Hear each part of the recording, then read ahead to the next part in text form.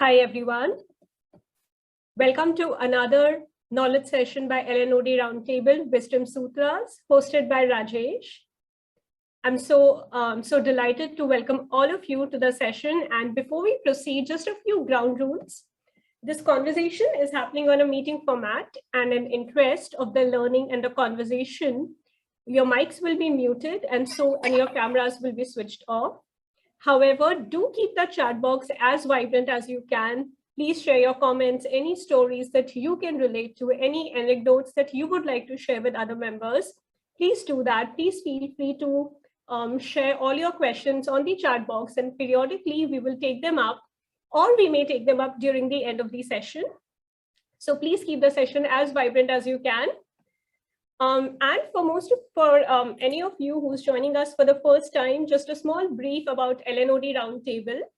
LNOD Roundtable, that is Learning and Organization Development Roundtable, is a not-for-profit forum that was curated over a decade ago to enhance the capabilities of the learning community, of the OD community, of basically the change management professionals. Over the years, we have grown to being a very, very, very vibrant forum with over 25,000 members from across industries, across the board.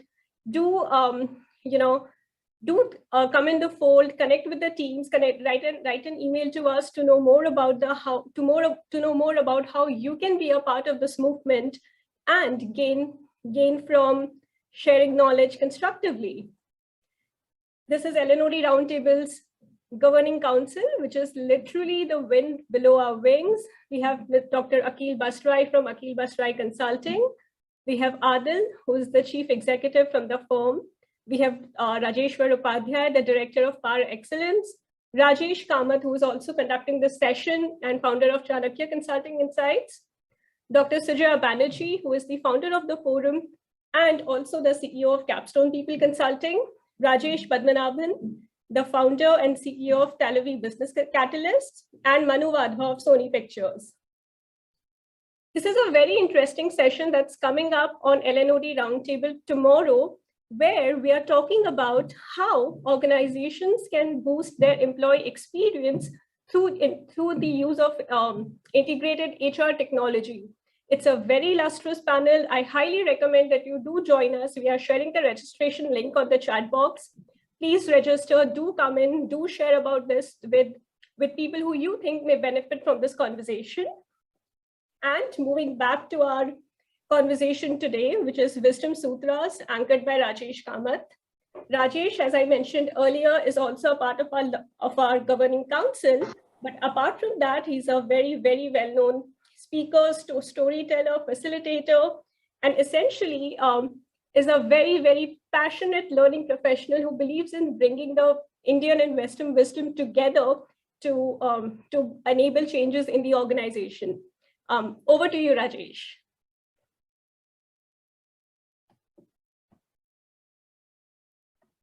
So, namaste and good evening, everyone. What a great pleasure it is to start this series. I want to start by thanking LNOD Roundtable, Sujaya and Rupali. I don't think she mentioned her name. Thanks, Rupali, for the introduction. And the entire team, because it's not very common in today's times to make a series of sessions which are based on the foundation of Indian wisdom. And it is an even greater pleasure. I think we are going to be in a nice meeting format and we can have a lot of interactions. Feel free to put your comments on the chat box all along. It's going to be a chat. And hopefully I should be able to give you a few new insights. That's my entire intent behind having these, this series and these 4 sessions in these 4 months. So the topic for today, I naturally chose around the name of the series itself, Wisdom Sutras. And it has become quite commonplace nowadays to apply the term sutras. You would have noticed. So sutras, Chanakya sutras, corporate sutras, business sutras, So wisdom sutras. But what does this sutra mean? And what is wisdom besides it sounding wise? So that's what we are going to delve into. Obviously, with the flavor of India, what does the world's oldest civilization have to say about wisdom? That's what we've selected today. So let's go to our learning. Let's go have the deck up. I have a few slides as a background to today's discussion. Rupali, may I request you to, please have the deck up. Yes. So notice the tagline. There are two, in fact. One is uncommon wisdom for common challenges. Now it's interesting, right? We are sitting in India, but still this wisdom is uncommon. It should be the most common. It should be something that we have studied all along. But it's very clear that we didn't have too much of an opportunity to learn some of the things that I'm going to share with you. But never too late. Hopefully, this can trigger a journey for those who are not already studying Indian wisdom. And for those who are, well, please contribute to the learning. Second, we've said powerful sutras for the curious minds.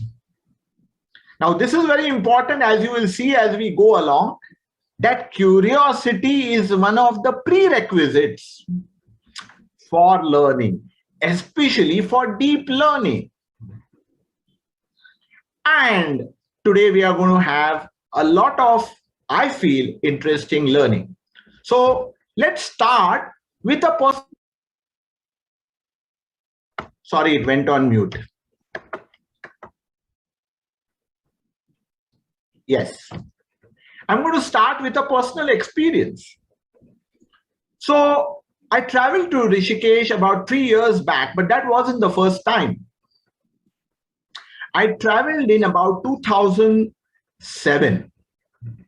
And I was, of course, very, very excited because I had heard so much about Rishikesh and the Ganga. And of course, I wasn't too excited about the because I was actually planning on having a nice, silent, spiritual retreat. And I had gone with a set of people like that. So one of the visits we had, naturally being in Rishikesh, was to an ashram. Now this ashram was very different. And so was the sadhu we met.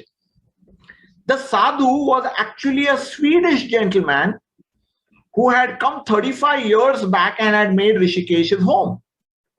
And he had got initiated.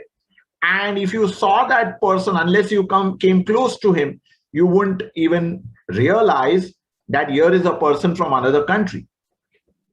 He spoke with us in English, but occasionally also slipped into a little bit of Sanskrit. And it was interesting. The entire conversation was interesting. But naturally, what stayed with me was towards the end of the conversation. And here is why. He said something very interesting. He asked us a question, and these weren't the questions. He asked us a question, and I'm going to come to this in just a minute. He asked us a question. Do you know why there is so much strife in this world? So much agitation in this world? Terrorism, violence in this world? And, all of us had our responses saying that, well, people should go look within and so on and so forth. We were trying to sound both philosophical and intelligent. And Sadhu wasn't satisfied. Instead, he said, and he said this with a chuckle. He said, it is because everyone is right. I repeat, he said there is strife in this world because everyone is right. Mind you, he didn't say because everyone thinks they are right. He said because everyone is right. So there is strife in the world. And it got us thinking, and especially me. I don't know what he said after that, because the wheels in my brain were turning, and I was thinking, and I'm still thinking of how he made a very intelligent statement, but it was so deep that it was full of profound wisdom. So the wisdom part will come to in just a bit. Here were the questions in my mind. I still don't have the perfect answers, and I hope you will also start thinking. So let's repeat what he said, play it once over in our mind. There is so much strife in the world, so much disharmony, because everyone is right.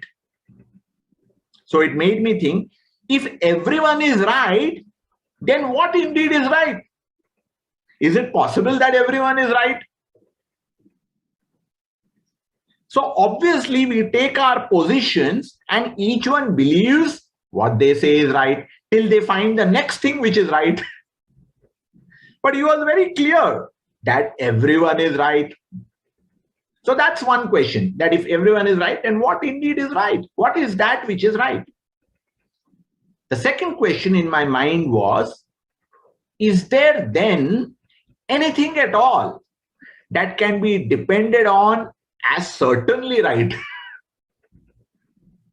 Is there anything at all that we can depend on and say, this is, that book, that particular scripture, that grantha, Jisme everything is perfect? If yes, where and what is it? I still hadn't started this journey, which I'm now a part of, which is, combining Indian wisdom with modern management. So at that point in time, it started an exploration. Today, that exploration has only gotten deeper. But I have a few, triggers, a few insights, which I'm going to share with you. Now, this exploration led me to the fact that the answer lies right under our nose. Because Bharatiya civilization, mind you, I'm not saying Indian at this point, though I may use the word interchangeably. Bharatiya civilization has a lot to offer. It has answers for some of our questions, which I asked earlier, but it also has questions for many of our answers.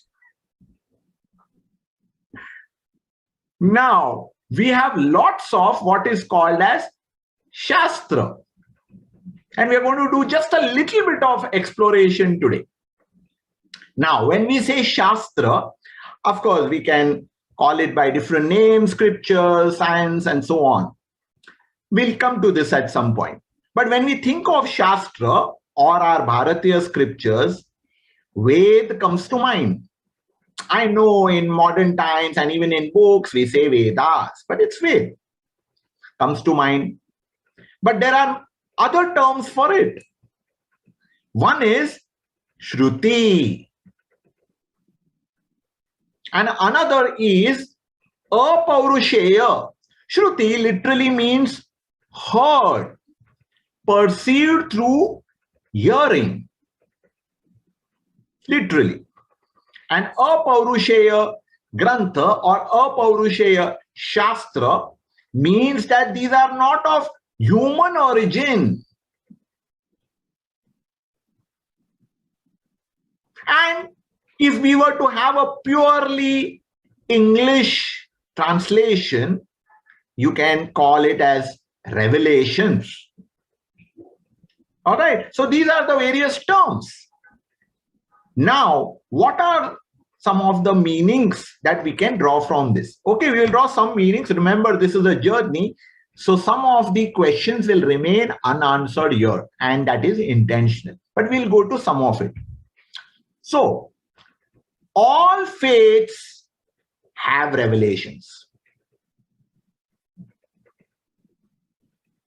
So what are these revelations about? Now the answer lies in the term Shruti. So Shruti, I mentioned, literally is listening in. But listening into what? We'll come to that in just a minute. Think about it. And Apaurushaya, that means not of human origin. So the Ved wasn't something that someone imagined and authored, like our epics, Ramayana and Mahabharata. That means if they are not of human origin, they are of divine origin. Now, when we listen to this, we think, you know, these very ancient guys, why did they say that these were revelations or Apaurushaya or Shrutis? Are they trying to mislead us because it is secret, bamboozling us, get confused or convinced, right? That was something that you heard of. Are they hiding things which we should know, but probably, you know, we still have to become capable for even knowing that? Or was it restricted to a certain lot and others don't get it? So I've had these questions, and if you are also the thinking kind, the curious kind, you would also have these questions or may have had it in the past. What does revelations mean? That means something revealed itself to me, or something revealed themselves to the first rishis, several of them, to whom the Vedas are credited. Now let us see what I believe are the revelations. They were neither misleading us, nor were they meaning to bamboozle us, nor were they hiding, nor were they saying, no, no, no, it's not for you. It's universal in nature. They are not at all restricted to a certain faith and says, not for the others, or restricted to a certain elite and say, not for the others. You are not, you know, still there. In fact, it can be used by every single individual. Of course, you will need some guidance to start your journey. So it was indeed the truth, revelations, but in a different way. Remember, these are the world's most ancient scriptures. Just because I guess there is still more exploration to be done, it has been dated as about 10,000 years earlier. It could be much older. So it has not been directly handed down to these rishis. And as I mentioned earlier, not that which has been authored. And it is not of human origin. Then it's of divine origin. And divine, I don't know, all of us may have different definitions of divine. But I truly believe that nature is what is divine. The universe is what is divine. Prakriti is what is divine. The Srishti is what is divine. And it has got lots and lots of mysteries. But are we tuned into it? Because we are tuned into so much else today, we can barely tune into that which the universe is at the frequency of. Now, do you notice whenever we say Indian wisdom, the imagery that comes to our mind is of Rishi, the seers, the wise ones, the drishtas. So what is the visual that we get? Certainly not one who is logged into Zoom. So then it is of someone who has closed his eyes. Typically, it could be her also. There were Rishikas as well.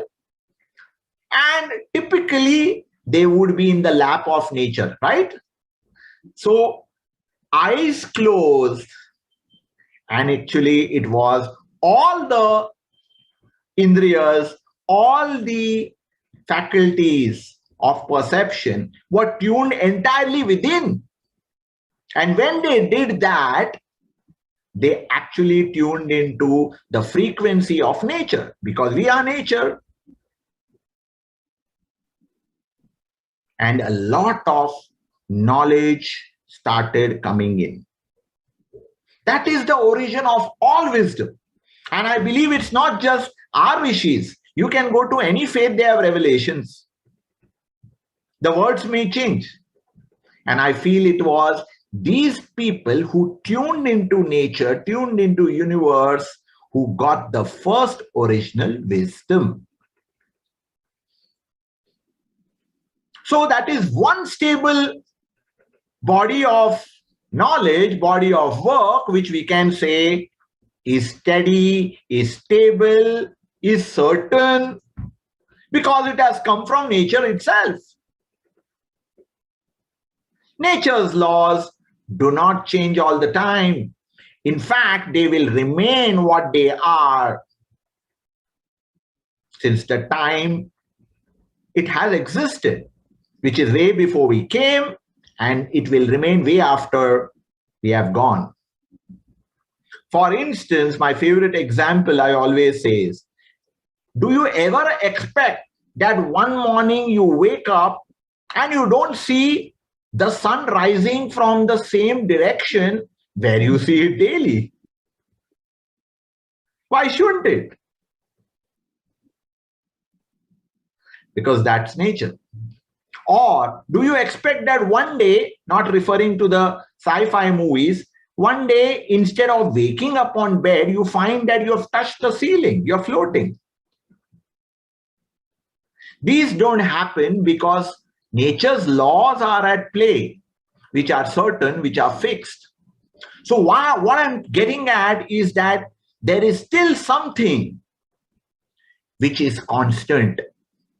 And this entire set of things became the Ved. Our understanding of it today may be very, very different, and we may have actually difficulty to tune into what the Ved is saying. Perhaps if we were in those times, we would understand it very, very smoothly. Right? So every generation is generating its own set of truths. And so everyone starts believing they are right. And that is what the sadhu was telling us.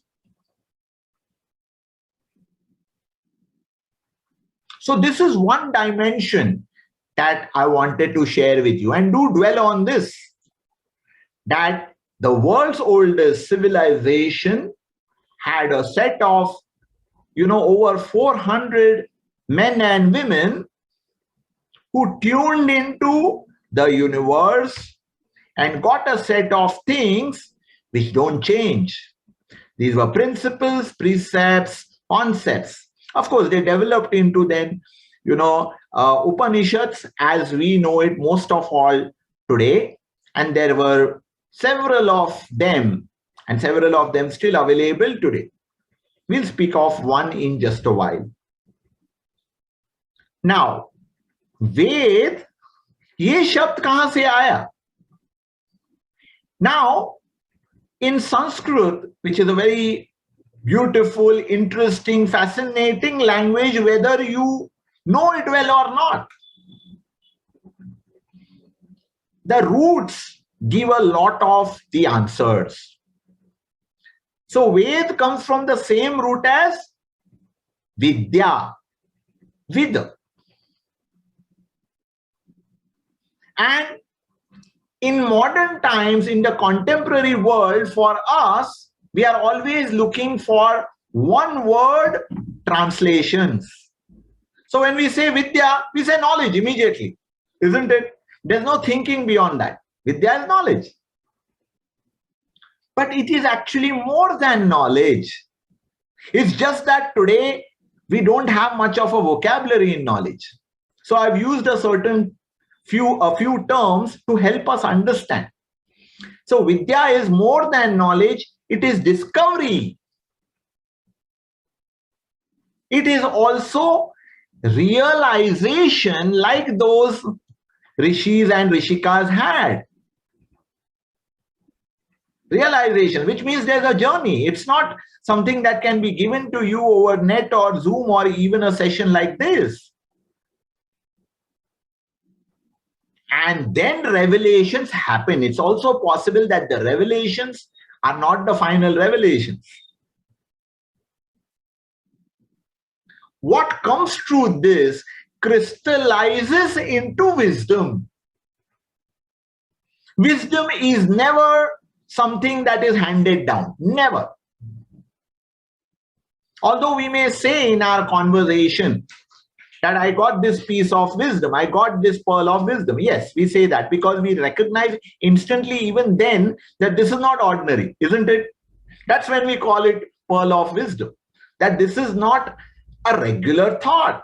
It is more than that, which means what? It is more than knowledge. It is more than the existing concept. So that's the origin of, a little bit about the origin of Ved and what it is.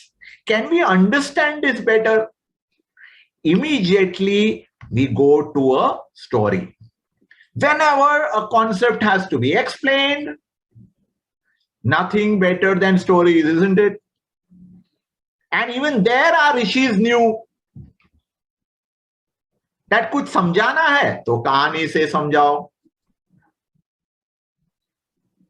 So our Upanishads, more specifically the Brihadaranya Upanishad, has a very beautiful story. And it's about Lord Brahma.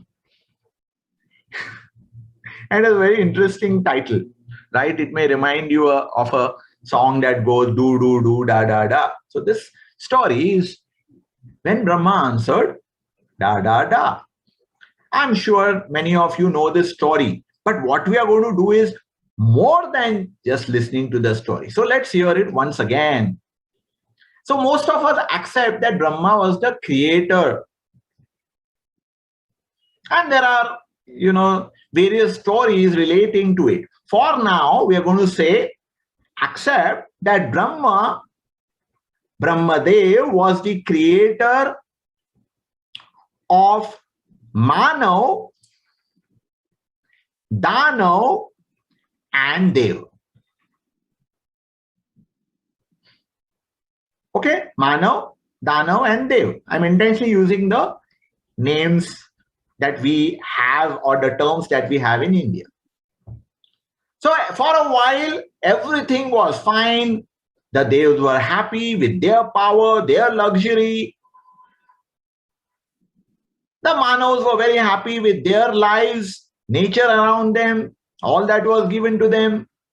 Danav were very happy with their power, their strength, their ability to assert superiority over anyone.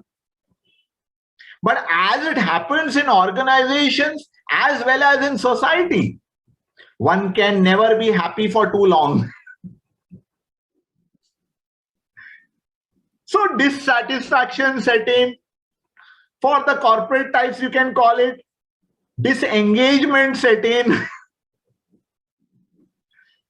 And you could also say discontentment set in, whatever word you use for it. And if dissatisfaction, discontentment, disengagement sets in, you never blame yourself, you blame others. Someone else caused it. So they all decided it was to do with Brahmadev himself. He should have foreseen this, no? So they decided, each of them separately, of course, because they were in different realms, to go to Brahmadev and lodge a complaint and ask for a solution. We are unhappy, we are dissatisfied. Please give us a solution. So the representatives, the team leaders, the CEOs at that time of these three races, if we can call it that, these three species started marching towards Brahmalok, which was a different realm.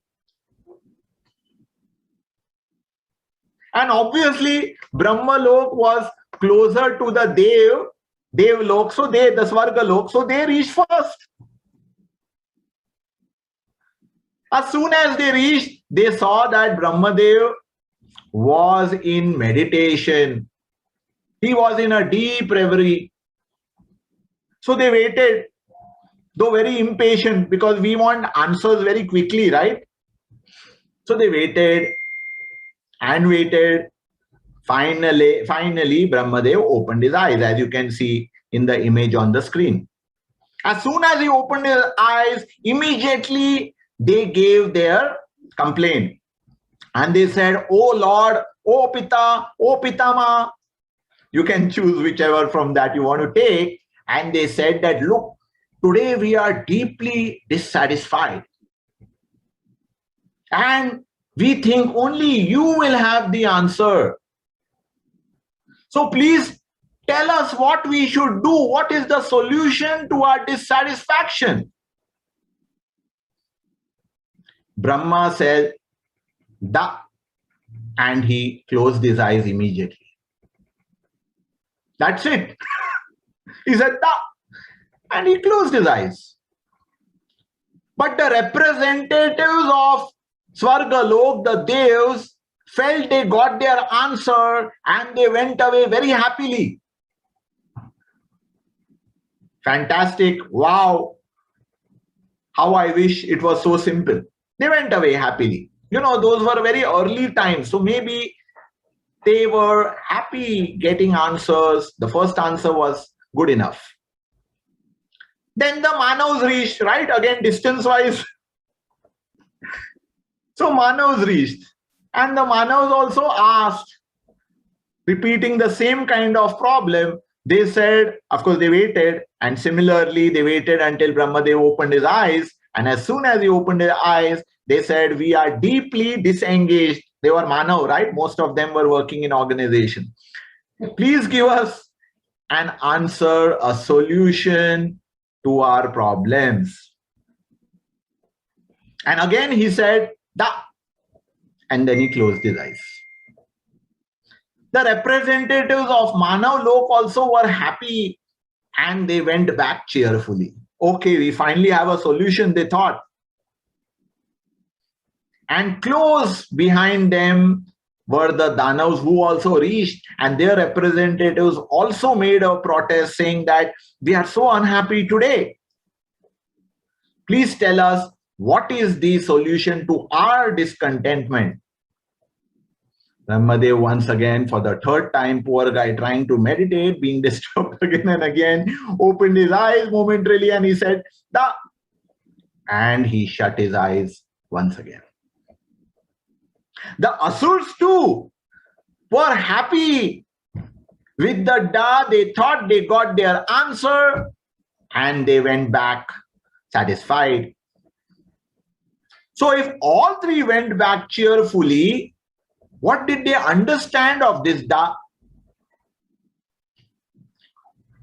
All three thought the same syllable, of course they heard the same syllable, but the meaning they got from it were different. Okay, let's see what those meanings are.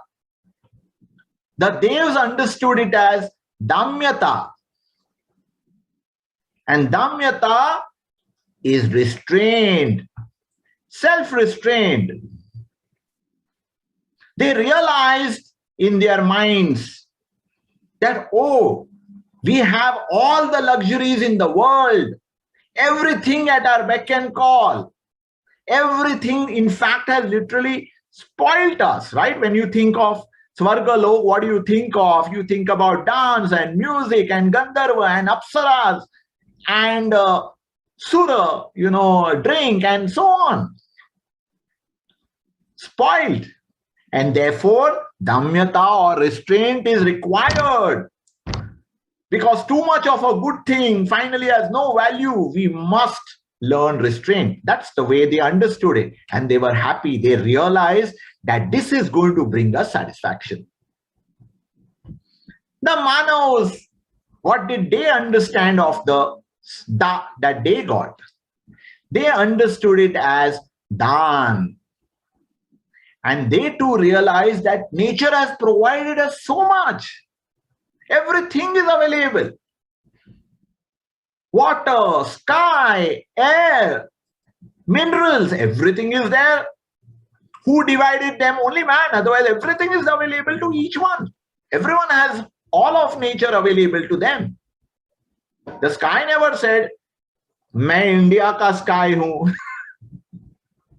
or any other country for that matter. But today, of course, we define that, and it's perhaps essential in today's times.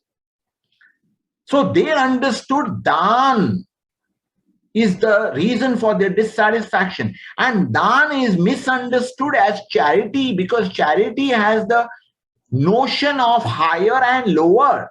But Dan is much simpler than that. Dan is simply giving. And giving is merely an act of keeping in circulation. And they realize that we are only consuming and consuming and consuming. So nothing remains in circulation. Things begin to stagnate. So they understood that if we now start giving Dan, nature will begin to breathe easy once again. In turn us Dan. And what did the Danavs understand their Da to be? They understood Da as Daya. And they realized that because of their strength, brute strength, right? When we think Danav, they had become ruthless. And that ruthlessness was being exercised on everyone, whether or not they deserved it. So even the innocent, absolutely, they didn't pose any challenge to the Danav. Still, they had to face the ire of the Danav, the strength of the Danav, and get killed or injured or badly shaken in their process. So they realized that we have to show Daya. And Daya, even though commonly understood as sympathy, actually is closer to empathy. Understand that others too have feelings. So they realize that the moment we bring in this one element of Daya, immediately we will know satisfaction, contentment, happiness. Such a beautiful story, isn't it? Now, I want you to think about what are the lessons from this story. What are the connections that we can draw to our life? And what are some of its applications? So I'm going to encourage you all. I know your mics are off, but you can still put on the chat. Would you like to quickly put the first word or a first set of words that comes to your mind from this story? Please put it on the chat box. Very eager to know before I share some of the insights we can draw from this story. Yes, please put it down. I'll give you a couple of minutes. Everyone, now is your time to go deeper. Not just knowledge, but insights. Wonderful. So the first response has already come. And I'm going to read that to you, but let that not bias you. All wisdom is inside us. Just like all 5 elements are inside us. We see it outside, but it's within. Beautiful. So all of them heard it from another person, but what Swapna is saying is that it's already within. I just heard the echo of that which is within. Beautiful, no? See how the story makes you already go beyond what the normal thinking is. And Aditi says, give more than I get. Beautiful. In fact, I'm going to come to this point in a while. So just wait till then. Okay, very nice, Aditi. Sanika says, circulation is the need of the hour in every form. We are all victims of not circulating today. We don't circulate happiness, we don't circulate our possessions, we don't circulate our knowledge, or if we do very selectively and very little. So much we have to give. Ahana says, before we look, Giridhar, could you please go on mute? Everyone request, though sometimes it goes on mute. Before looking for solutions outside, which all of the 3 were responsible for, could they go deeper within? Yes, wonderful. Introspection makes all the difference, says Raghu. And Kasturi says something again very interesting. Empathy comes out of equality. Sympathy comes out of feeling of superiority, just like charity comes out of a feeling of being one up. But circulation doesn't. So just think about how this story brings so much to mind. The others must try. There are so many answers. All the others who haven't responded, please dwell a little bit more. Even as we speak, you can give it. There's a lot that is there. And also think about, how do we apply this? What connections do these three have to our lives? Some of it, of course, you've given. And one of the things you will realize is Damyata, Dan and Daya are required by all of us. Because आज के मानव भी हम हैं, देव भी हम हैं, दानव भी हम ही हैं. Isn't it?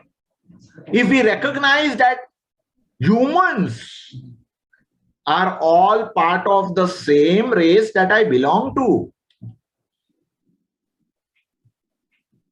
Today it's very easy to say, these people, that people, this country, that country, this faith, that faith. Do we recognize that it is us? How easily, we transfer the blame to others, isn't it? Raghu also said, therefore, the need to transform the mindset to have a human touch. Dan is always misunderstood, exactly. But in India, very beautifully said Vivekji, as expected. It is believed that we come to this world with debt. So we can never give Dan. We actually are paying off the debts. So where is the question of me being superior? I'm only repaying all my life. Okay, it's very, very interesting. What else comes to mind? Beena says, identify with self as soul. Wow, so amazing. I'm going to come to this a little bit later. Not body. And the moment we take charge of our senses, we become a trustee. Beautiful, amazing. See, everyone has souls with different rina, with different sanskars, with different carryovers from their past lives. And we all need help to actually make that carryover reduce if they are negative and partake of the carryover if they are positive. Can call it karmic account or whatever phrase you are comfortable with. Isn't this amazing? Now I want you to think, why did I call this wisdom? Why did I say from this story, we can immediately understand what is greater than knowledge? Number one, it makes us think. So you don't just take da equal to so and so. Just as all the three thought of it differently. And so beautifully and so quickly it came that it is perhaps that which is within. That means what? Wisdom is about that which is within, which at sometimes is in resonance, in alignment with the same frequency as the universe. The moment we tune in, that outside voice rings in ear. The same thing which happened to rishis.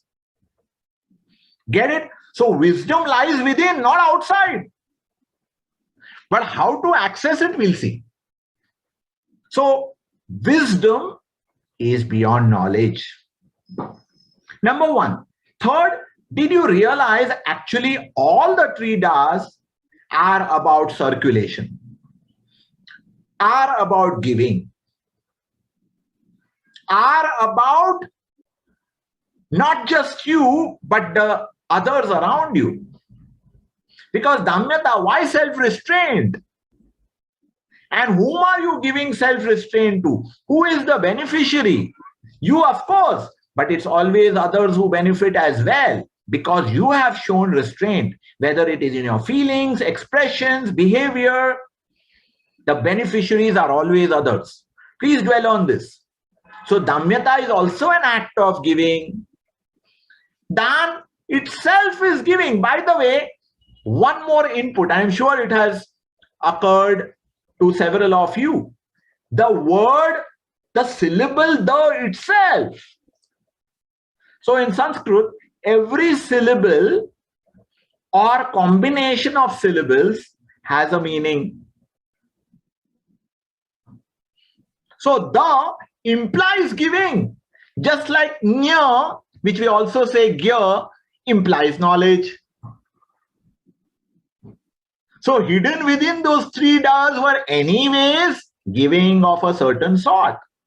Daya also is shown to others. Through that you show daya to yourself. Get it? This is again a deeper insight. So on the face of it, it looks like answers that Brahma gave to these three. Those were answers to us. And those were answers that were within us, which came out on chat. All we need to do is go deeper. Whatever words you choose to use.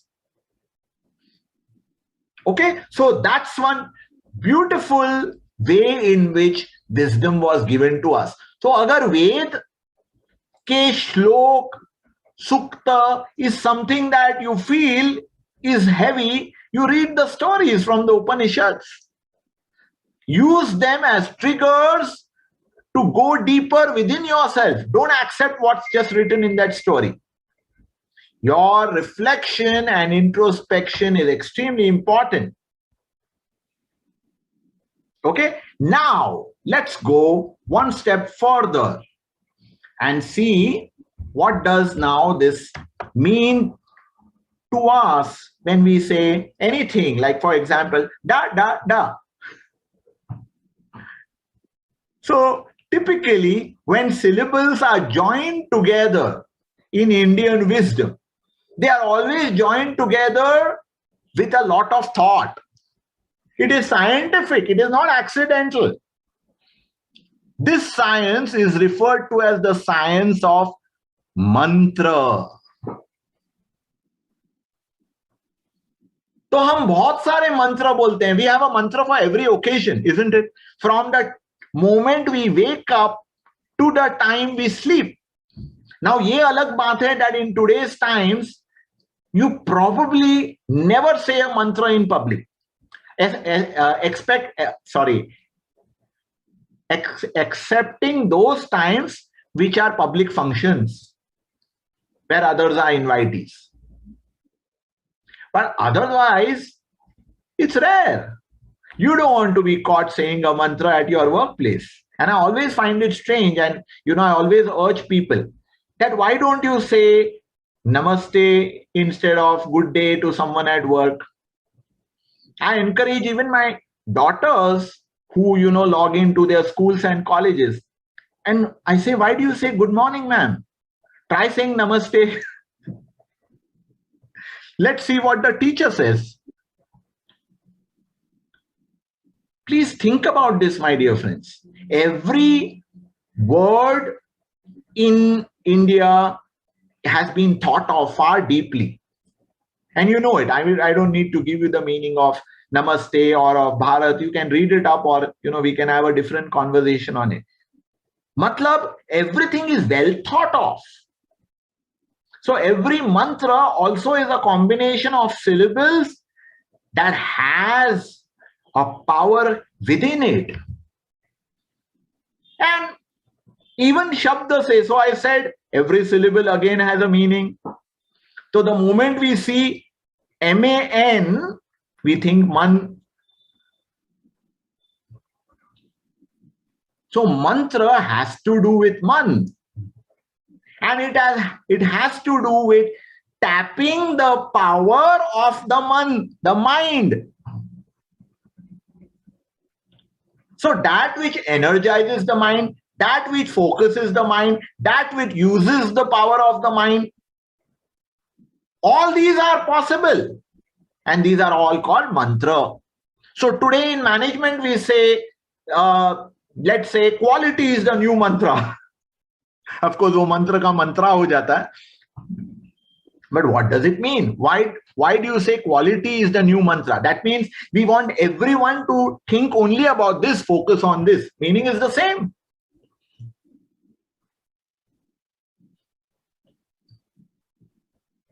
So even mantra are full of wisdom, though mantra is not our theme of discussion today.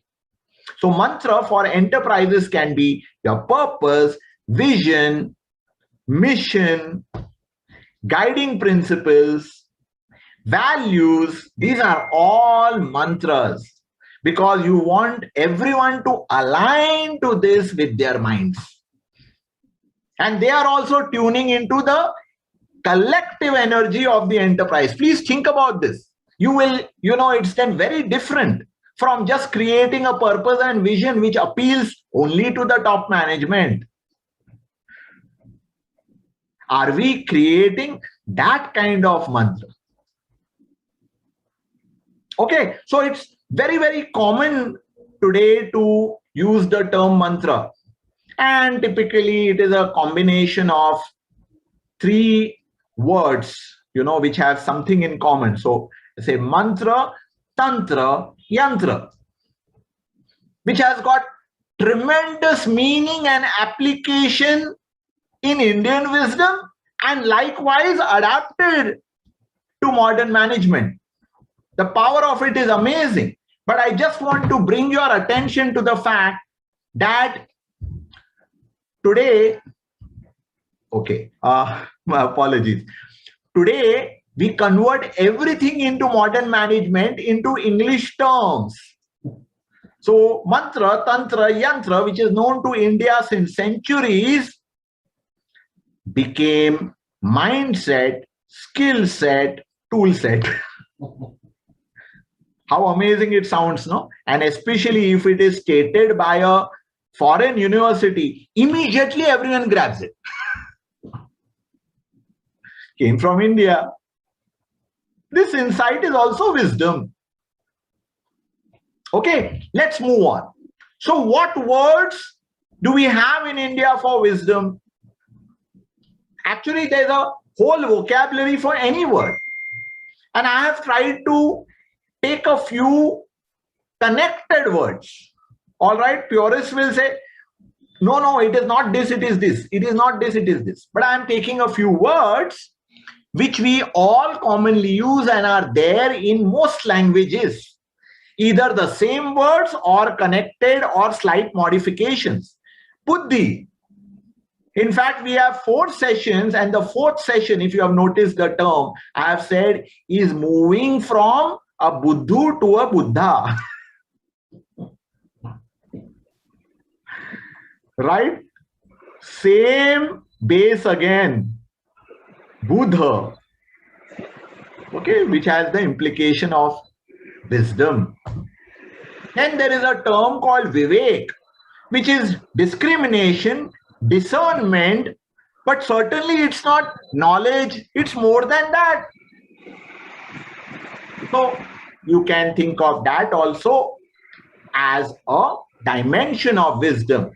But the term I want to use today is a term that again is there in our language, is also the name of, women, but we don't know the meaning of it. I mean, a commonplace meaning of it is very different. So prajna or pragya, depending on which part of the country you are in, is the word that I'm going to use today. Okay. Please go on mute, Priyanka, and anyone else who's not on mute. Pragya or prajna. Okay, sometimes it is written as Prajna. Remember, it's a Sanskrit term, and actually the syllable that you use, the letter that you use is the nya.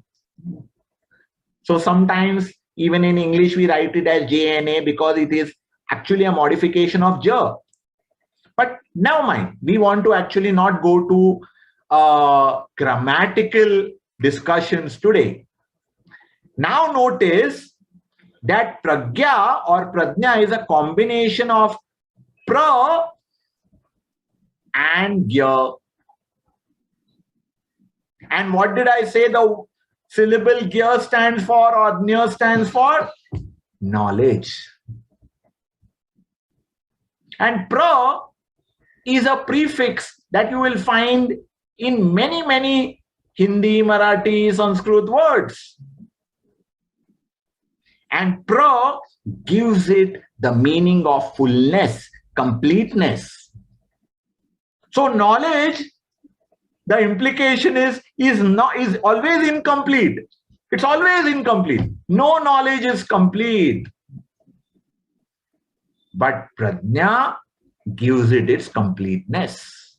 That is wisdom. Which means, my dear friends, no amount of knowledge can ever make a person wise. No amount of knowledge. So that's as far as wisdom is concerned. And we'll come back to it in a while. But wisdom sutras, ये सूत्र क्या है? Once again, there is a root. So in many languages, including my own, which is Konkani, sutra means a thread. And when we think of a thread, one is of course using the thread for stitching, but also a thread is very beautifully used in making a mala, a necklace. Then the thread is barely seen, but it is so important and valuable. Without it, there isn't any mala.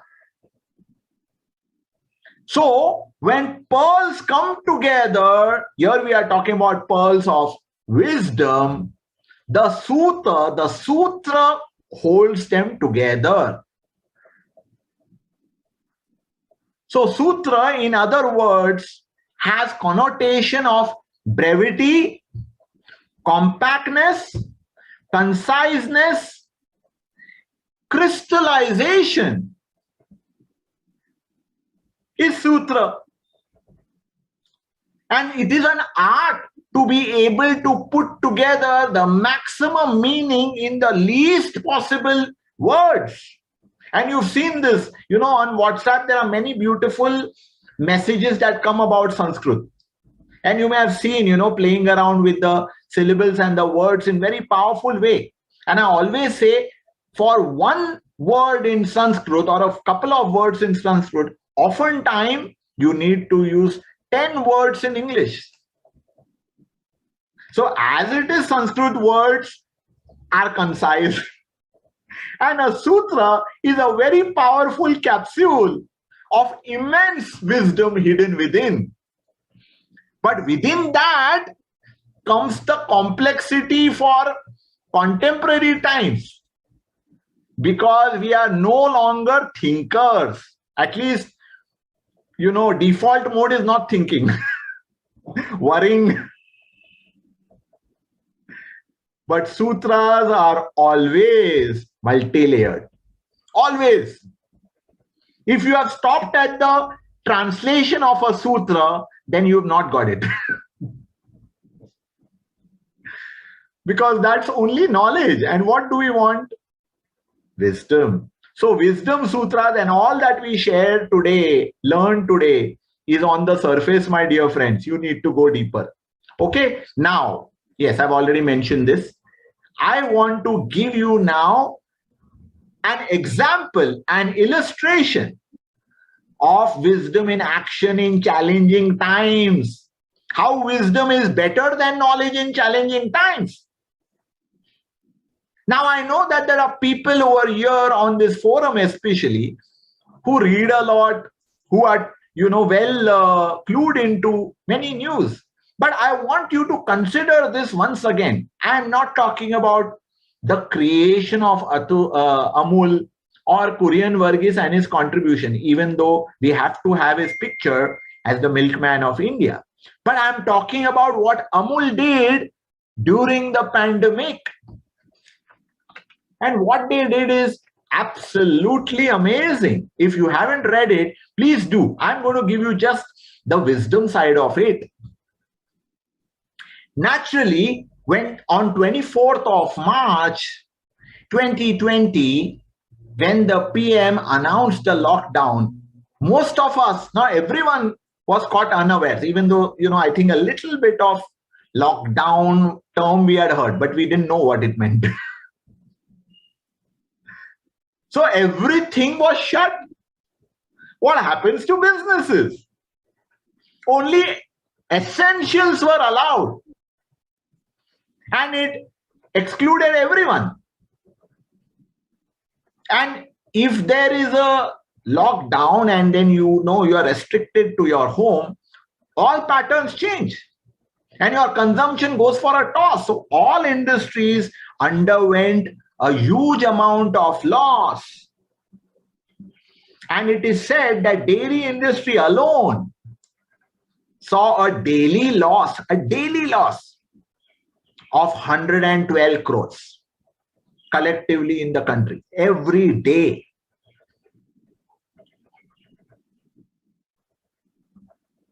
So what should an organization like Amul do? Obviously follow the knowledge that is circulated on WhatsApp and decide that times are really bad. We must cut down on people. We must shut down some of our plants. We must send all the migrant workers home. And then, maybe after 3 months, we will start operating them, hopefully at least at half the capacity. Isn't it? This is what knowledge tells us. This is what best practices tell us. Even best practices have the notion of follow the leader. But the CMD, Rupinder Singh Sodhi, had experienced from his seniors in Amul what my friend Praful will say, never pull the shutter down, which in turn he gained from someone else. By the way, in Indian wisdom actually gets sharpened in association with those who went before you, role models, mentors, etc. Okay, but we'll speak about it in another session. So because of Sodhi's this wisdom which had come into him through many years, he thought differently. He went back to the drawing board, obviously with his team, and he said, what should we do? And they decided that we must do the exact opposite of this. Was it blind strategy? No, it was wisdom. Because as you go deeper and deeper, you think, are people going to shut down their lives? Is it the lockdown of their lives? No. So if they are at home, consumer behavior is going to change. And so it did. That means people, when at home, are actually going to consume more and more food, but at home. And they were the ones who were able to visualize it. That doesn't matter if people now cannot eat outside, they will actually long to eat more. So they will cook and create many more things at home. So they tuned into this wisdom so beautifully, they actually increased their capacity. Everyone lowered their capacity, shut down their plants, did away with half of their supply chain, and Amul increased it. So their marketing also went into overdrive. And they did the amount of marketing that they have never done earlier before. And if you were one of those who, by virtue of being at home, saw Ramayana and Mahabharata for the nth time, you would have noticed Amul ran their old ads once again. All their old ads. Why? Once again, they wanted to bring nostalgia. So their revenue from the last financial year, is 39,200 crores. In a lockdown year, in a year where everybody has made losses. But now you will say, okay, they made so much money. What did they do of it? They shared the wealth with their stakeholders. So please listen to the facts that they created 33 new products during that year. 33 new products. I don't know if you noticed that they are now into every sweetmeat possible. You can look at it. 33 new products. They paid 800 crores to all the dairy farmers, in addition to the normal payment. This was a bonus. 800 crores additional.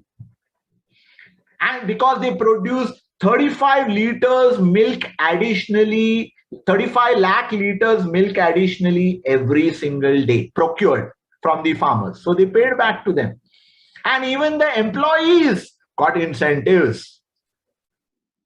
So in a time when other corporates are shutting down, downsizing their employees, cutting off their supply chain, vendors are suffering, Amul's exact opposite stance brought wealth to themselves and all their stakeholders, friends. What do we call this? Not knowledge, wisdom. So wisdom operates during adversity. Adversity becomes an advantage. Knowledge doesn't. Knowledge is always in hindsight. Now you will get hundreds of cases from Harvard and McKinsey telling you what others did. But not in real time, like what Amul did.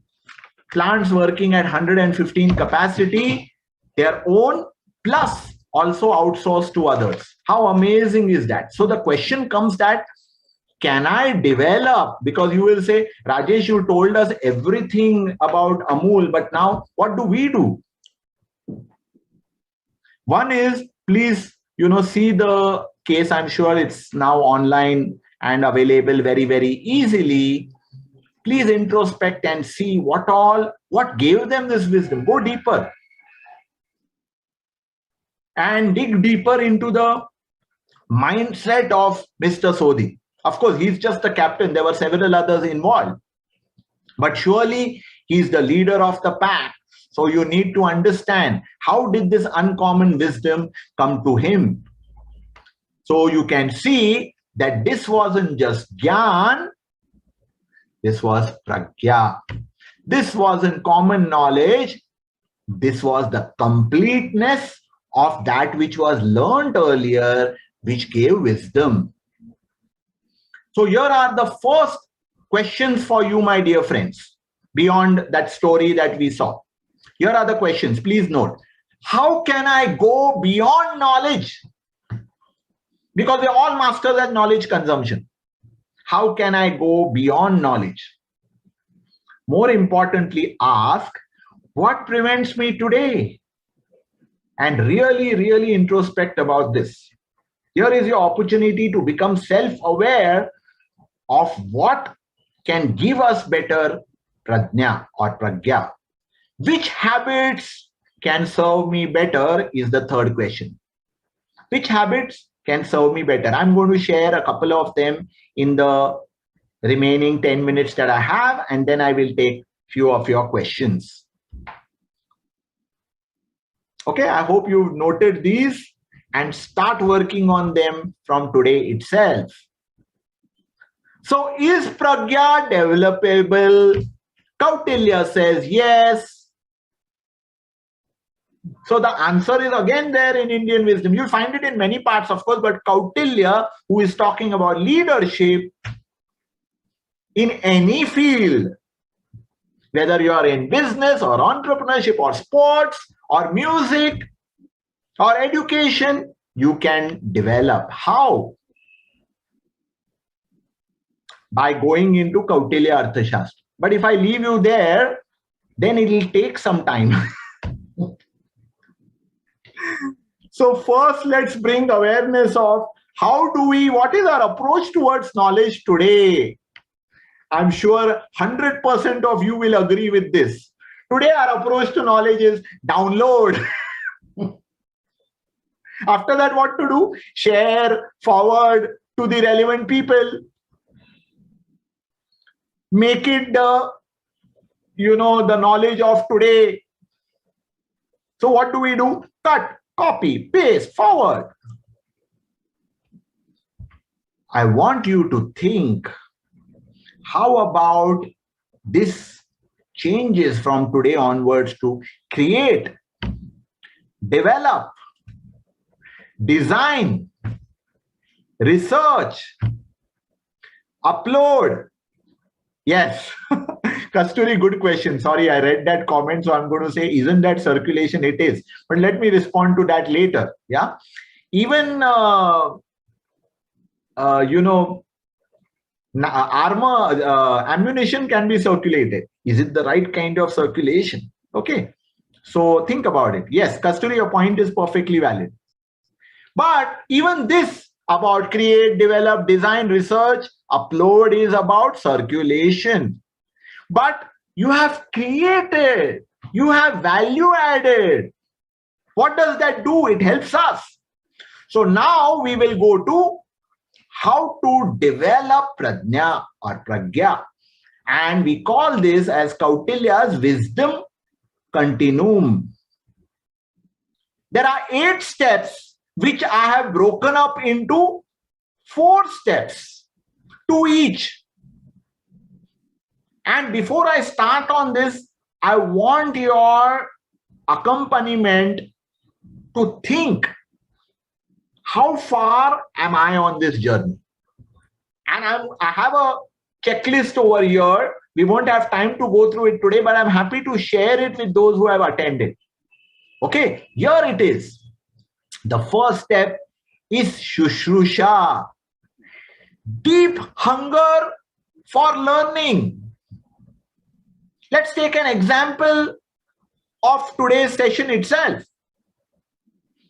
About 80 plus people registered. 35 of us are there on this session. Do you think 45 people had emergencies? Answer is no, you know that. Hunger to learn, and by the way, just an example. Okay, there will be people who have their reasons, and so do I at times. But how strong is my hunger to learn? Because that is going to determine my Shravan, my ability to listen carefully, to perceive, to take in, to feel. This listening is not superficial listening, it's deep listening. So even though it says Shravana, it is the full body. Listening with your whole body like you're doing now. Then Grahana will happen. And Grahana is about retention, about absorption, like a sponge absorbs water. This is not memorization, retention. Only then Dharana will come, where it becomes part of you to a large extent. It's not over, but it becomes part of you to a large extent. Dharan karna. So you reflect and introspect like we were doing today. Okay, so this is the block 2. The block 1 was Shushrusha and Shravan. If that is there, then alone we can move to block 2, which consists of Grahan and Dharan. Chanakya says, not enough. Then we need Vijnan. And this is about when your mind, and in today's times we will call it, makes 1,000 synapse connections. So it makes associations to possibilities in the future and experiences of the past. And then from that, it may make 1,000 associations. That's the power of the mind. But then we select what's most attractive and what's most relevant at that point in time. That's Uha. And this is the third block. The final block, dear friends, consists of Apoha, which is also saying, I don't want to lose these ideas, these associations, these possibilities, which I'm not using immediately, which are not pertinent right now. So even that setting aside is important. so that I can pull it out from a compartment of my mind at a later stage. The last step is Tattva Abhinivesha. Now, all of these terms have many meanings. Okay, you will find this in yoga, you will find it in other shastra. Here it is talking about firmly focusing on that crystallized learning, those insights which I got now, and which I then can go about applying. Think about these 8 steps as a giant funnel. So what comes down is the, the juice. That is what I want now. So आपने chai बनाते वक्त, you've all seen the process. I want the chai. Do I go through that process of chai? So that's why you can see Western civilization today, and there are many things positive about it, is about dip, dip, dip, pio. So उसमें process कहाँ है? Similarly in thinking, if you only take the knowledge and cut and paste, what does it get you? You may circulate, but what does that strengthen within you? These 8 steps at every point in time or as often as possible, Chanakya guarantees will develop your wisdom. Please try it. So we have, therefore, the depth from knowledge to wisdom. If we go back to that, Shushrusha, you can say, if this is the point where my funnel starts, I put in knowledge, and as the output, I get insights. In fact, it could also be putting in just information or putting in just data. That information has got to be converted into knowledge, that knowledge into wisdom, the wisdom into insights. I repeat, information into knowledge, knowledge into wisdom, wisdom into insights, the sharpening of it. That then is the depth from knowledge to wisdom or information to wisdom, from gya to pragya, from articulation to crystallization. Okay, so there is a checklist here, and this I will share with those who want it over mail. We will make it available to you. So through this, you can check, where do I stand today on each of this? We have developed this so that you can be the beneficiary of Shushrusha, Shravana, Grahana, Dharana, Vijnana, Uha, Apoha, and Tattva Abhinivesha. Isn't this very, very interesting? Friends, now go back and think, how much of it do we follow on a daily work day? You would be blessed if you are doing this on a regular basis.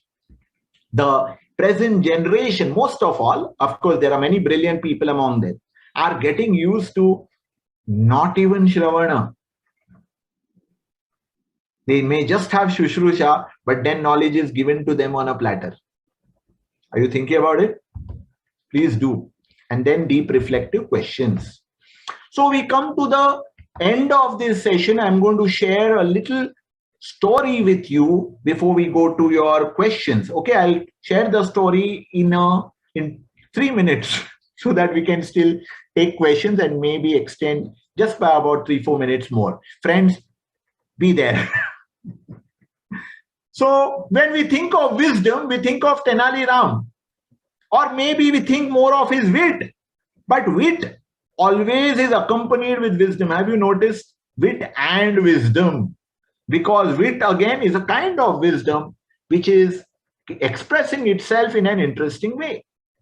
So Tenali Ram once had a knock on his door, desperate, and it was late evening. He opened it and he saw one, what would be called as a business person today, in those days a trader, a merchant, was desperate, and he said, please help me, please help me. Tenali Ram said, what happened? And he said, I was traveling by horse cart and I have a lot of merchandise, a lot of goods on that cart. I thought I will reach the city before sundown, but unfortunately, it got dark too early.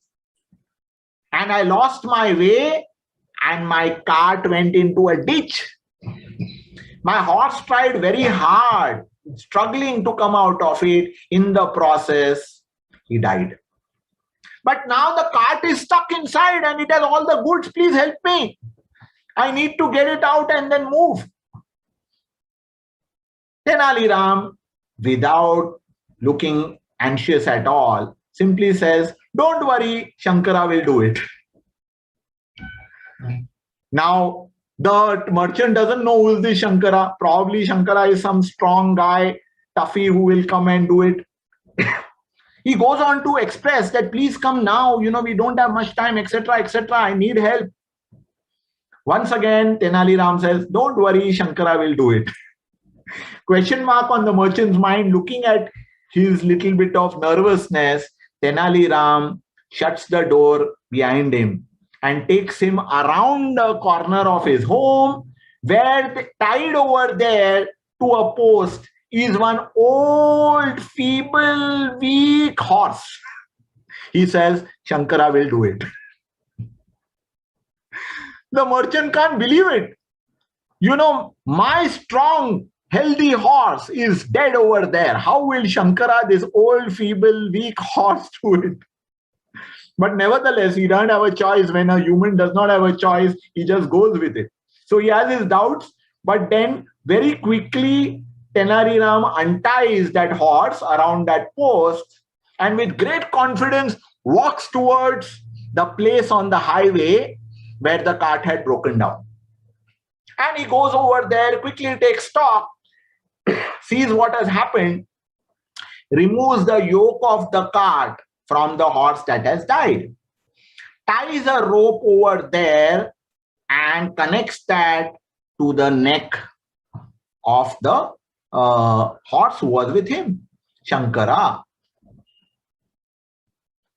And then, after ensuring that it was firmly set, he starts uttering something which will sound like a mantra. He says, Rama, Shama, Rajulu, Ramaya, Shankara, pull.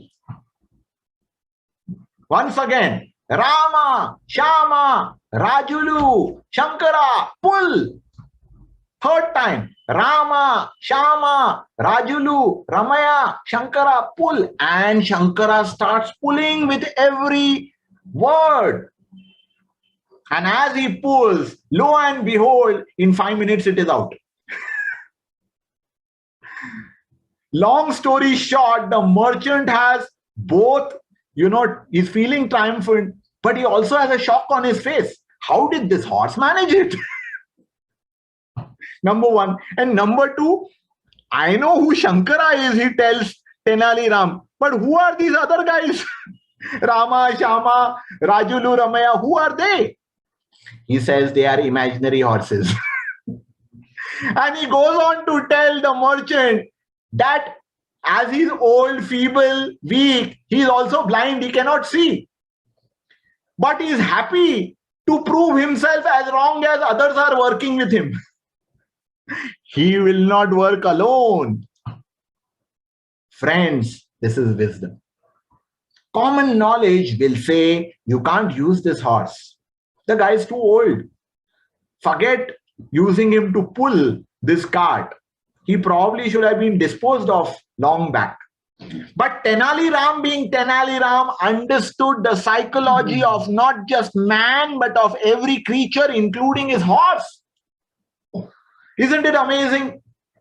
Yes. So you can call it whatever you like. I told you the words you can choose. But in our scheme of things, friends, this is the usage of Pragya. So friends, over to you. I know there are lots of questions. I'm going to request Rupali's help to select few questions. Yeah. And the rest I'm happy to kind of take up. You can mail us and I will respond. Yes, Rupali. Sure. Just give me a minute. I'm getting your questions up. Yes. Lots of interesting comments. I'm so thankful that, y'all could participate, dear friends. It's simply amazing. And I can see so many of y'all are amazing in your own fields and careers. Thanks so much. So yes. Let's start with a question from our fellow Governing Council member, Akil. Akil asks, Rajesh, yes, Pragya Guna seems to focus only on self and self-acquiring, absorbing, etc. yes. Is there no place for dissemination, teaching, passing the baton in this journey? Superb. Thank you. Expected of the wise man, Akil. So, wisdom to share has to be developed first. So it goes like this, that once I can take knowledge in or information in and process it through those 8 steps of Prajna Gunaha, then that knowledge is becoming sharper and sharper. When it becomes Tattva Abhinivesha, it is ready to be passed on. Very good. Excellent. Yes. Excellent. So, sir, you will also recognize that many a times, and it is very common in corporates, and I'm part of it, so no disrespect, that we bandy around and throw around knowledge. And you are wondering, what of this is useful? Because it has not gone through those 8 steps, sir. Yes. So that's why. But the question is very useful. Thanks so much. Thank you. Thank you, Rajesh. Yes, Rupali. Second. Yes, we have another question from Govind Sharma. He's asking, doesn't Prajna also mean talent? I teach it in Kelkar College Psychology Department. They have a division called Talent Search, and they have mentioned Prajna Sodh Kendra. Okay. So, Govind, you know the answer to this. Like I said earlier, every Sanskrit word has got many meanings. All meanings are dependent on context. Okay, that's the beauty or specificity. So it can be used in different ways, and you can still say, okay, this is fine. But the context that we use, so I went to the root of it. That gya means knowledge, pra means the completeness. So the best meaning you can draw out of it is the completeness of knowledge, which is wisdom, which means till then mat ruko. And still you can never say, okay, now I'm a wise man.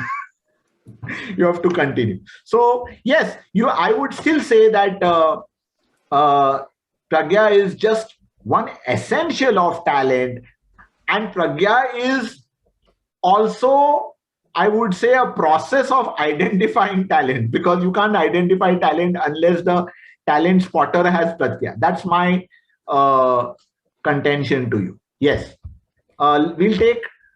Let's take 2 more questions. Yes. 2 more questions. All right. Yes. So we have a question from Ganesh. So he asks, dear Guruji, what is the Tantra, Mantra and Yantra in today's context? Yes. So, Ganesh, I have an entire session on it. A training program on it. Okay. So, we can do that offline. Simply put, in organizational context, I say, or let's go to a very simple context. I say, think about any action in the life of an Indian, the traditional way. So, एक उदाहरण लेता हूं, Ganesh, think about eating. So what did we do? We never, went directly into the food. First, we said that first of all, we sit on the floor, right? That is the traditional way. And before we start consuming the food, we do a ritual sandhi. And that what we do is about mentioning the 5 debts that we have and offering each of those 5 categories, as if to say, and it does mean that I'm very grateful for what I have got, and here is my prayer to you, thanking you that today I'm alive, and I can eat this meal. Okay, your mantra. Now, tantra kya hua? Tantra over here is the process of how you eat. So we have many rules. For example, eat silently, eat mindfully, don't drink water while you eat, sit steady, that sitting itself. And then coming to yantra. Yantra is how to make anything efficient. How do we sit? Sit on the ground with a straight back and your legs crossed. What that is the yantra that makes your digestion far more efficient. We have now jettisoned all of this mantra, tantra, yantra, but we have a mantra, tantra, yantra for every action in our life. I hope, Ganesh, that helps. Yeah. Last question. I know we've gone beyond time, but I want to ensure that you have enough to munch on today. Yes, sir, Rupali. So Rajesh, more than questions, we have a lot of comments that are speaking essentially about the difference between learning and wisdom. Yes. So, I can't call out all of those, but I'm going to call out one, and maybe if you could close with your comments on it, and maybe helping the audience one more time, recapping the difference between learning and wisdom, and probably give them some quick tips or hacks, as we say in the corporate world, to apply that learning and to enable wisdom from that. So one of the comments that I really liked, Raghu says, wisdom is about sharing our learning with others to ensure there is transformation across the community. So in a way, talking about the generosity to teach, the generosity to make somebody else realize their potential and how therein lies the wisdom. So over to you for your comments on that. Yes. So Raghu, I agree with you, but I go back to saying what we dwell on, think about, research, add value, and then circulate has far greater impact positively on me and on others. Okay, now go back to the Amul story, because that's the real usage. When traditional knowledge said that cut down, cut down, cut down, cut down, cut down, why did he say grow, grow, grow, grow, grow? And he showed it. Because he went beyond that which is surrounding us, which is knowledge, which, actually accosts us in 10 directions. But now he went deeper within himself. Whether or not he sat in meditation, I can't tell. But his thought going deeper within and going through those 8 steps, or at least several of them, told him consumer behavior is going to change. People are actually consume more. They are going to cook more than the normal things. And dairy products are going to be in huge demand. Everything went up. And how right he was. So he created his own now case ready for circulation to the world. Then share. But where the proof comes first. Otherwise, it's still Gyan. Okay, so that's my little submission to you. So from my end, I'll say namaste. Thank you so much. Over to Rupali. Thank you, Rajesh, for your generosity in once again sharing your wisdom, everything that you have with the community so generously, and doing this for us over and over again every month. So and with this, I invite all of you to join us for our session tomorrow, which is on boosting employee experience using HR technology. I have already posted the link for registration in the comment section. And most importantly, this was only the first session of Wisdom Sutras with Rajesh. And going by the effusive comments and reactions we already have on the chat box, I'm pretty sure that most of you are looking forward to the second, third, and the fourth. So do keep an eye out on our social media, on our emailers for the joining details of upcoming sessions. And we look forward to welcoming you again on our upcoming sessions. Thank you.